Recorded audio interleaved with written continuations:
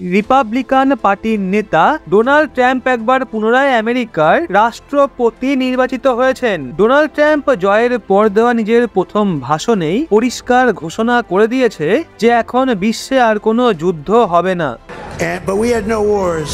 They said he will start a war. I'm not going to start a war. I'm going to stop wars. Donald Trump বলেন আমি যুদ্ধ থামাতে চলেছি, কিন্তু Donald Trump সেই সাথে আরো একটা এমন কথা বলেন যেই দিকে কারোরই নজর পড়েনি। ডোনাল্ড ট্রাম্প বিশ্বকে আমেরিকার উপরাষ্ট্রপতির সঙ্গেও সাক্ষাৎ করিয়েছেন।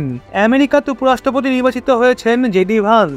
জেডি ভান্সের ভারতের সঙ্গে দুর্দান্ত সম্পর্ক রয়েছে। অনেকে তো ভালোবেসে জেডি ভান্সকে ভারতের জামাইও বলে, কারণ আপনাদের বলে দিই জেডি ভান্স ভারতীয় বংশোদ্ভূত উষা চিলকুড়িকে 2014 সালে বিয়ে করেছিলেন। উষা এবং জেডি ভান্সের তিনটে সন্তান রয়েছে, যাদের নাম ইভান, বিবেক এবং মিরাবেল। জেডি ভান্স একটা ইন্টারভিউতে বলেছিলেন, বিপদের সময় আমার স্ত্রীর হিন্দু ধর্ম বহুবার সিদ্ধান্ত নেওয়ার ক্ষেত্রে আমাকে সাহায্য করেছে। জেডি ভান্স ভারতের প্রতিও ভালো চিন্তা ধারা রাখে, কিন্তু ইসলামের ওপর উনি বহুবার বিবাদপূর্ণ বয়ান দিয়েছেন। জেডি ভান্স একবার বলেছিল ব্রিটেন একদিন ইসলামিক রাষ্ট্র হয়ে যাবে। জেডি ভান্স এটাও বলেছেন পশ্চিমী দেশগুলোতে যেভাবে মুসলিম শরণার্থীর সংখ্যা বাড়ছে সেটা ভীষণ চিন্তাজনক। জেডি ভান্স ঠিক ডোনাল্ড ট্রাম্পের মতোই কথাবার্তা বলেন। মজার ব্যাপার দেখুন, জেডি ভান্স তো একবার ইউক্রেনের তুলনা করেও ছাড়ে। উনি বলেন আমি ইউক্রেনকে সমর্থন অবশ্যই করি, কিন্তু ইউক্রেনের পেছনে এভাবে আমেরিকা নিজের পয়সা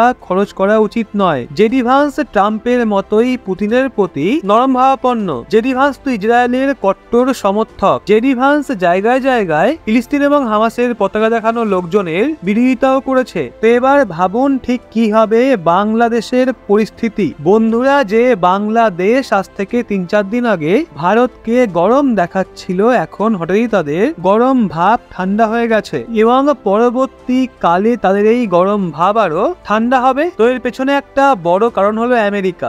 আমরা সবাই জানি কিভাবে জো বাইডেন বাংলাদেশের মধ্যে মোহাম্মদ ইউনূসের সরকারকে সাহায্য করছিল, বাংলাদেশের মধ্যে কিভাবে ক্ষমতার পরিবর্তন করিয়েছিল, কিন্তু এখন সেই সরকারি ক্ষমতা থেকে বিতাড়িত হতে চলেছে এবং ডোনাল্ড ট্রাম্প আমেরিকার রাষ্ট্রপতি হতে চলেছেন, যার পর বাংলাদেশের আমেরিকার থেকে যে আশা ছিল সেটাও ধুলোয় মিশে যাবে এবং ডোনাল্ড ট্রাম্প আমেরিকার রাষ্ট্রপতি হয়ে গেছেন, যার পর বাংলাদেশের আমেরিকার থেকে যে আশা ছিল সেটাও ধুলোয় মিশতে চলেছে। কিছুদিন আগেই ডোনাল্ড ট্রাম্প নিজেদের র্যালিতে বাংলাদেশে হিন্দুদের ওপর হওয়া অত্যাচারকে নিয়ে কঠোর পদক্ষেপ গ্রহণ করার কথা বলেছিলেন। এছাড়াও বাংলাদেশকে হুমকিও দিয়েছিল।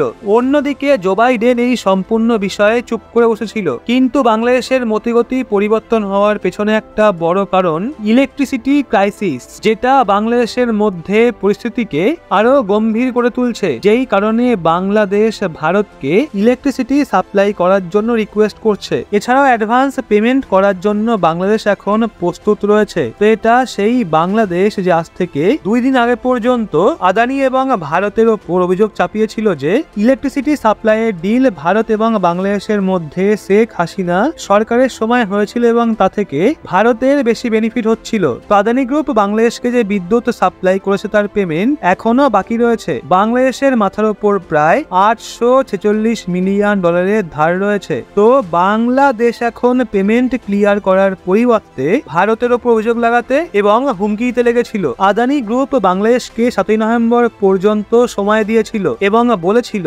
যদি এই তারিখের মধ্যে বাকি টাকা পেমেন্ট না করা হয় তাহলে বিদ্যুৎ সাপ্লাই বন্ধ করে দেওয়া হবে। বাংলাদেশের রিভিউ কমিটি, যাকে প্রফেসর মোহাম্মদ ইউনূসের কার্যকালে গঠন করা হয়েছে। এছাড়াও আদানি গ্রুপ এবং ভারতের ওপর অভিযোগ চাপানো হয়েছে যে শেখ হাসিনার সময়কালে হওয়া এই ডিলে অনেক উল্টোপাল্টা হয়েছে এবং এই ডিলগুলো বাংলাদেশের ফেভারে ছিল না। এই রিভিউর সময় আদানি গ্রুপের সাথে 2017 সালে হওয়া বিদ্যুৎ সাপ্লাই ডিলের ওপরও প্রশ্ন তোলা হয়েছিল। তো বাংলাদেশের কথা হলো এই ডিল একতরফা ছিল। এই ডিলে কেবলমাত্র ভারত এবং আদানি গ্রুপেরই ফায়দা হয়েছে, আর এটাও হতে পারে পরবর্তীকালে আমরা এই ডিল ভারতের সাথে ক্যান্সেলও করে দিতে পারি। বাংলাদেশ অভিযোগ লাগিয়েছে যে আদানি গ্রুপ বাকি কোম্পানিগুলোর তুলনায় বেশি চার্জ করেছে এবং বিদ্যুতের দাম বৃদ্ধি করেছে। তো এর জবাবে আদানি গ্রুপের কথা হলো ইন্টারন্যাশনাল কোল প্রাইস অনুযায়ী চার্জ করা হয়েছে, যেটা সম্পূর্ণভাবে সঠিক। শুধু তাই নয়, বাংলাদেশ এটা অভিযোগ লাগিয়েছে যে আদানি গ্রুপ প্রেসার ক্রিয়েট করেছে এবং বিদ্যুতের সাপ্লাই কেটে দেওয়ার হুমকিও দিচ্ছে।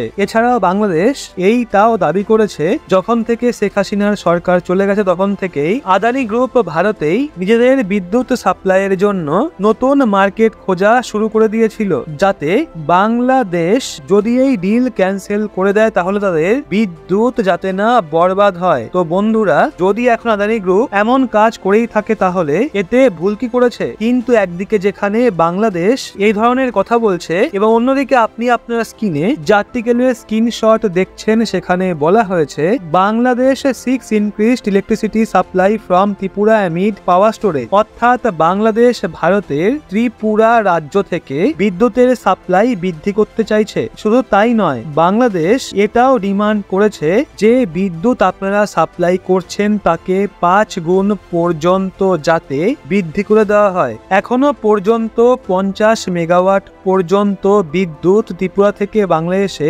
সাপ্লাই করা হতো, কিন্তু এখন সেটাকে 250 মেগাওয়াট পর্যন্ত বৃদ্ধি করার ডিমান্ড বাংলাদেশ করছে। বাংলাদেশের মধ্যে ইলেকট্রিসিটির শর্টেজ এতটাই বৃদ্ধি পেয়ে গেছে যে রুরাল অঞ্চলগুলোয় প্রচুর সমস্যা হচ্ছে। এছাড়াও সেখানে 12 থেকে 14 ঘন্টা বিদ্যুৎ থাকছে না, সাপ্লাই কেটে দেওয়া হচ্ছে। বাংলাদেশের কোল বেসড পাওয়ার প্ল্যান্ট যেটা 7100 মেগাওয়াট পর্যন্ত বিদ্যুতের উৎপাদন করত, তো এখন সেটা মাত্র 3100 থেকে 3200 মেগাওয়াট বিদ্যুতের উৎপাদন করছে, অর্থাৎ অর্ধেকেরও কম মাত্রায় বাংলাদেশে বিদ্যুতের উৎপাদন হচ্ছে, যেটা বাংলাদেশের জন্য সিচুয়েশনকে আরো বেশি খারাপ করে তুলছে।